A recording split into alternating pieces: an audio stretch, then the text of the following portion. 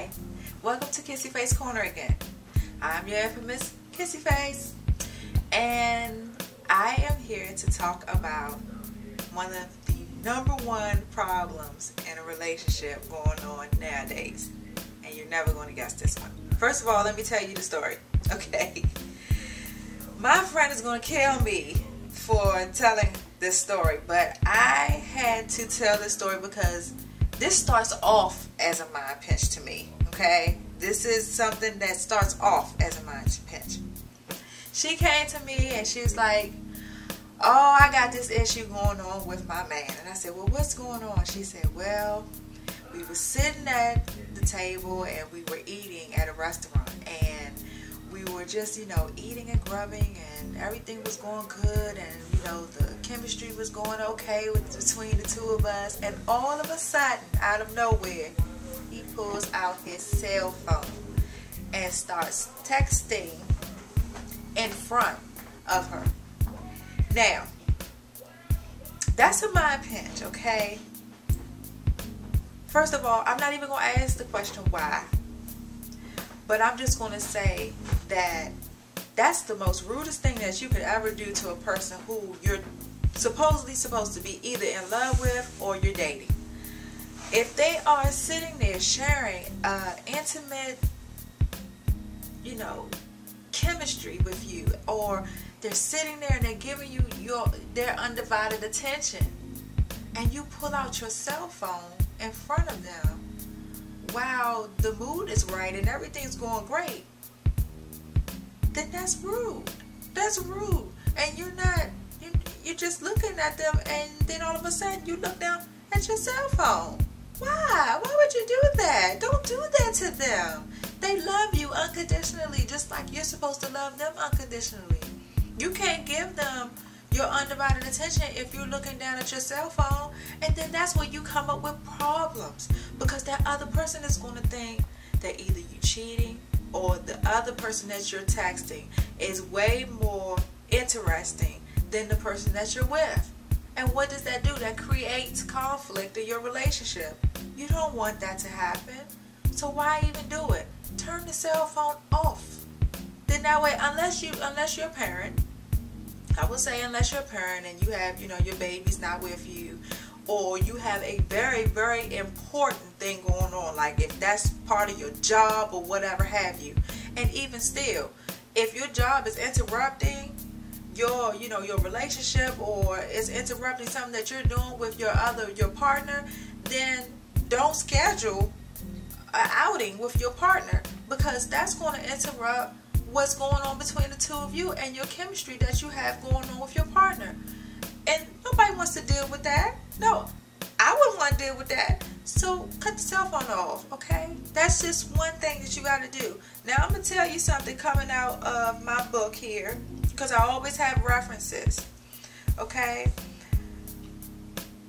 What I just told you can be a sign of one of the most negative messages for communication, okay? One of the most negative messages for communication is called withdrawal, okay? Coming from the Human Sexuality, Understanding Human Sexuality book, 9th edition, by Janet Hyde and John DeLameter, I think? DeLameter? Yeah, DeLameter. It reads that the meaning of withdrawal is probably obvious, whether it is responding to the partner's complaint with silence, which what you're doing when you're texting, you're silent. You're not saying anything to your partner. Turning on the TV, and I'm not saying that you're doing this, but you are texting. Or walking out of the room in anger, okay? So texting can be a similar situation to withdrawal, because you're not paying attention to the partner. And if you're texting someone else, then you have no idea what they're talking about. Now, you can't be sitting there texting and they trying to tell you a sob story. They're trying to tell you something, and you going,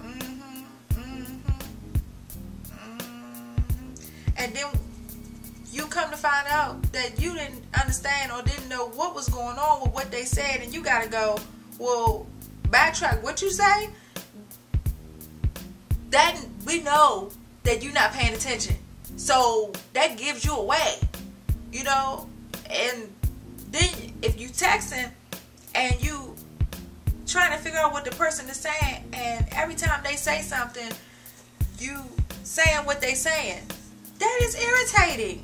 Don't do that. Turn your cell phone off. You know, communication is the most important thing in a relationship. So please, please turn your cell phone off. Now for the next segment that I have after this, I'm going to be talking about effective communication. I'm going to be giving some tips, some pointers, and it's going to be coming from the same book, because I think that number one is so important for a relationship. And this is my opinion. You know, I'm not a licensed professional counselor like I said in my last segment, but I want our community, and I want everyone who's in a relationship to have that communication level where they can understand each other and be about the other person. And if things are getting in the way, which are barriers, then your stability is going to be off with your relationship. You want your relationship to be stable, and you want to have a better communication level with your partner. If the communication is gone, then you might as well not even be in a relationship. Okay, so I'm going to focus on researching about effective communication between two partners and between, you know, two loved ones, and let you know what I come up with. Okay, turn the cell phone off, please. Thank you. Bye bye.